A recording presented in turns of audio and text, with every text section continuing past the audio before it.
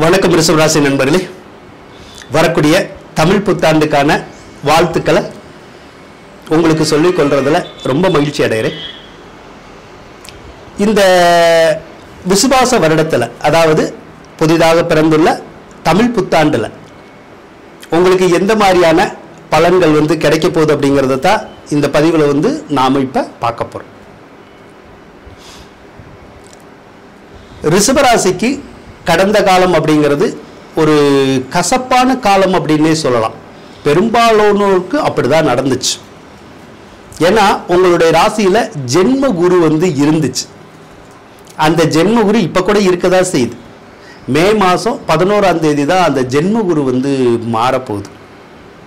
அப்ப இந்த விசுவாச வருடத்துல பல கிரக நிலைகள் மாறுறதுனால ஒரு நல்ல பலன்களை இந்த வருஷத்துல நாம எதிர்பார்க்கலாம். அந்த கெட்ட பலன்கள் பூரா எப்ப தீரும்னு நம்ம நினைச்சிருக்கோம் இல்லையா, அது பூரா இந்த வருடத்துல தீந்துரும். ஆக மகிழ்ச்சிகரமான சம்பவங்களை இந்த ஆண்டு உங்களுக்கு கொடுக்குங்க. அதே மாதிரி நிறைய வெற்றிகளை கொடுக்கும். பொண்ணு பொருள் எல்லாத்தையுமே கொடுக்கறதுக்கான சந்தர்ப்பம் உங்களுக்கு இருக்குங்க. அப்ப ஏற்கனவே ஜென்ம குரு ஓடிக்கிட்டு இருக்கனால ஒருவித கலக்கம் உங்களுக்கு இருந்துகிட்டே இருக்கும். ஜென்ம குரு அப்படின்னா வனவாசம் போகணும்னு அர்த்தம். வனவாசம் போறதுன்னா என்னது? எல்லாமே நம்ம கிட்ட இருக்கும், ஆனா இப்ப இருக்காது. எல்லாத்தையுமே இழந்துட்டு நம்ம நடுத்தெருவில் நிக்கிற மாதிரி நிக்கிறோம் இல்லையா, அதுக்கு பேரு தான் வனவாசம். அப்படிதான் இப்ப பல ரிஷபராசிக்காரவங்களுக்கு இருக்கும். ஒரு சில ரிஷபராசிக்காரங்களுக்கு தசாபுத்தி நல்லா இருக்கும், அதனால அவங்களுக்கு பெரிய பாதிப்பு இருக்காது. ஆனா தசாபுத்தி சரியில்லாதவங்களுக்கு இது ஒரு வனவாச காலம் அப்படின்னே நம்ம சொல்லலாம். அப்ப வாழ்க்கையில ஜெயிப்பமா அல்லது ஜெயிக்க மாட்டோமா அப்படிங்கிற ஒரு கேள்விக்குறி மட்டும் உங்களுடைய மனசுல இருந்துகிட்டே இருக்கும். கண்டிப்பா ஜெயிப்பீங்க, ஜெயிக்க முடியாது அப்படிங்கிறது ஒண்ணுமே கிடையாது. ஆனா கடந்த காலம் அப்படிங்கிறது தோத்து போன காலம்தான்.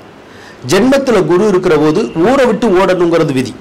நிறைய பேர் பாருங்க, வேலை செய்யற இடத்த விட்டு விலகி இருப்பாங்க, நிறைய பேர் ஊரை விட்டு மாறி இருப்பாங்க, அல்லது ஏதேனும் ஒரு வித மாற்றங்களை சந்திச்சிருந்திருப்பாங்க. அந்த மாற்றங்களை அந்த குரு தான் கொடுப்பார்.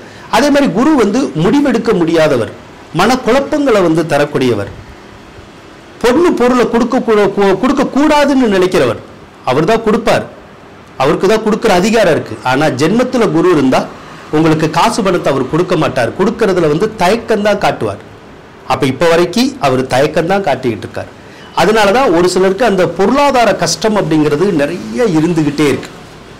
சரியா வேலை போயிருது, வேலை கிடைக்கிறது இல்லை, வேலை கிடைக்காம நம்மளை அலைய வச்சிருது, மாணவர்களை படிக்க விடாம செய்து படிப்புல தடங்கல்களை கொடுத்துருது, கடன் காட்சிகளை உருவாக்கிடுது, பண தேவைகளை உருவாக்கிறது. பண தேவைகளை உருவாக்கி 4 பேர்த்துக்கிட்ட போய் நம்மளை பணம் கேட்க வைக்கிற மாதிரியான ஒரு சூழ்நிலைகளை அந்த குரு தான் கொடுத்துருது. அதே மாதிரி ஏதாவது சொத்தையோ பொருளையோ நம்ம விற்கிற மாதிரி செஞ்சிருது. அதே மாதிரி மனநிலை பார்த்தீங்கன்னா ஒரு வித குழப்பத்திலேயே இருக்கிற மாதிரியான ஒரு விஷயங்களை கொடுத்துரும். சிலருக்கெல்லாம் நகை நட்டுகளை இழக்கிற மாதிரி வந்துடும், அடகு போயிடும், அடமானம் போயிடும். அதே மாதிரி அடமானம் போன நகை ஏலம் போயிடும் சில நேரத்தில். அப்படியெல்லாம் இருக்கதான் செய்யுது. அதனால இந்த மோசமான வேலைகளை செய்யக்கூடிய குரு பகவான் வரக்கூடிய மே மாசம் 11ஆம் தேதி விலகிடுவார். அதுக்கப்புறம் உங்களுக்கு இந்த குருனால ஏற்படக்கூடிய பிரச்சனைகள் இருக்குமானா இருக்காது. அதுக்கப்புறம் குரு பகவான் உங்களுடைய ராசிக்கு 2வது ராசிக்கு போயிடுவார். அப்ப கொடுப்பார் உங்களுக்கு காசு பணத்தை. ஏன்னா 2ல குரு இருக்கிற போது எக்கச்சக்கமான பணத்தை கொடுக்கணுங்கிறது தான் அவருக்குடைய விதி. அதனால எக்கச்சக்க பணத்தை கொடுக்கிறாரோ இல்லையோ, உங்களுக்கு தேவையான பணத்தை கொடுப்பார். கஷ்டங்களை நீக்கி விட்டுருவார். ரொம்ப சிரமங்கள் அப்படிங்கிறது உங்களுக்கு இருக்காது. ஓரளவுக்கு சிரமங்கள் எல்லாம் குறைஞ்சிரும். அதே மாதிரி கடன் காட்சிகள் எல்லாம் தீர ஆரம்பிச்சிடும். படிப்படியா குறைஞ்சுக்கிட்டே வரும் கடன் காட்சிகள் எல்லாம். அப்ப மனநிலையில ஒரு வித சந்தோஷம் இருந்துகிட்டே இருக்கும். பேங்க்ல நீங்க லோன் கேட்டு கிடைக்கலன்னா குரு பயிற்சிக்கு அப்புறமா போய் கேட்டு பாருங்க, கண்டிப்பா உங்களுக்கு லோன் கிடைக்கும். அது பேங்க்லனாலும் சரிதான், வேறு குழுக்களிடம் இருந்தாலும் சரிதான், ஏதோ ஒரு வகையில் கிடைக்கணும்னு இருக்கு. அதே மாதிரி உங்களுக்கு வர வேண்டிய பணமுமே வரும் அந்த டைம்ல. அப்ப பொருளாதார சிக்கல்கள் அப்படிங்கிறது விலகிரும். உங்க குடும்பத்துல ஏதாவது சுபகாரியங்கள்லாம் நடக்கும், நல்ல நல்ல காரியங்கள்லாம் நடக்கும். அது உங்களுக்கு மகிழ்ச்சியை தரக்கூடியதா அமைஞ்சுக்கும். அதனால குரு பயிற்சி மட்டுமே உங்களுக்கு எக்கச்சக்கமான நற்பலன்களை இந்த தமிழ் புத்தாண்டான விசுவாச வருடத்துல கண்டிப்பா உங்களுக்கு கொடுக்குங்க. சனி பகவான் சரியா தான் இருக்கார். அவர் தொழில் ஸ்தானத்துக்குடையவர். தொழில் இல்லாதவங்களுக்கு தொழிலை கொடுப்பார், தொழில் இருக்கிறவங்களுக்கு தொழிலை நல்லா ஓட வைப்பார் தொழிலை. அப்ப தொழில் நல்லா பிக்கப் ஆகி போயிட்டு இருக்கும். அதன் மூலமா நமக்கு தொழில் சார்ந்த இடைஞ்சல்கள் விலகிடும். வேலை இல்லாதவங்களுக்கு வேலையை கொடுத்துரும். வேலையில இருக்கிறவங்களுக்கு பலவித முன்னேற்றங்களை சனி பகவான் கொடுத்துருவார். சிலருக்கெல்லாம் வேலை செஞ்சுக்கிட்டு இருந்தா கூட சொந்த தொழில் செய்யணுங்கிற ஆசையை அவர் தூண்டி விடுவார். ஒரு சிலருக்கு இரும்பு சார்ந்த தொழில், கட்டடங்கள் சார்ந்த தொழில், என்ஜினியரிங் சார்ந்த தொழில் எல்லாத்தையும் கொடுக்கறதுக்கு முயற்சி செய்வார். தாராளமா நீங்க செய்யணும்னா செய்யலாம். அந்த தொழில் கண்டிப்பா உங்களுக்கு விருத்தி ஆகுங்க.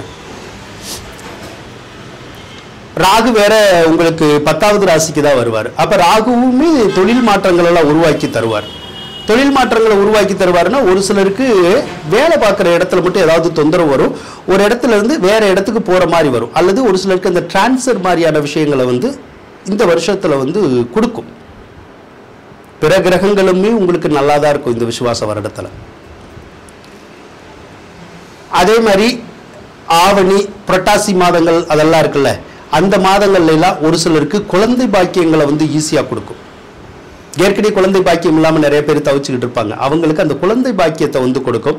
சிலருக்கு சொத்து வாங்கக்கூடியது அல்லது வீடு வாங்கக்கூடியது அல்லது கட்டக்கூடிய அமைப்புங்கிறது ஆவணி மாசம் கிடைக்கிறதுக்கான சந்தர்ப்பம் நிறைய பேத்துக்கு இருக்குங்க. நீங்க முயற்சி பண்ணுங்க, கண்டிப்பா உங்களுக்கு அது கிடைக்கும். ஆக மனசுல இதுவரைக்கும் நினைச்சு பார்க்காத நல்ல பலன்களை கூட நடக்கக்கூடிய ஒரு ஆண்டு தான் இந்த ஆண்டு. அதனால இந்த ஆண்டுல உங்களுக்கு மகிழ்ச்சிகரமான சம்பவங்கள் நிறைய நடக்கணும் அப்படின்னு சொல்லி ஆண்டவனை வேண்டிக் கொண்டு விடைபெறுகின்றேன். நன்றி, வணக்கம்.